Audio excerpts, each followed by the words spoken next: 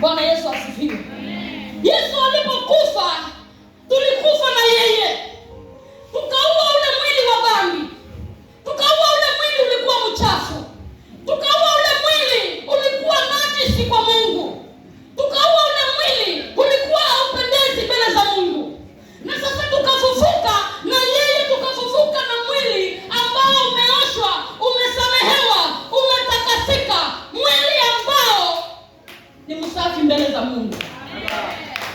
Ulisamehewa kitambo. Hakuna dhambi imekushikilia mbele za Mungu. Mungu akituangalia anaona watu righteous before him. Akituangalia anaona watu wametakasika. Mungu akiwa mbinguni akiangalia anaona watu wasafi mbele zake. Usijishikilie kwa ile dhambi, ukae kwa dhambi moja. Ulipompokea Kristo, mambo yalibadilika na mapya yakainuka, ya kale yakapita, ukawa kiumbe kipya mbele za Mungu. Bwana Yesu asifiwe. Haleluya. Identity yako, umeona kitu kinasimama mbele yako kukuhukumu. Ulitakaswa, ulioshwa.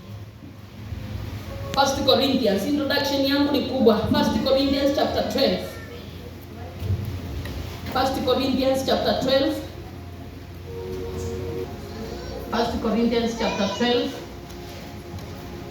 verse 27.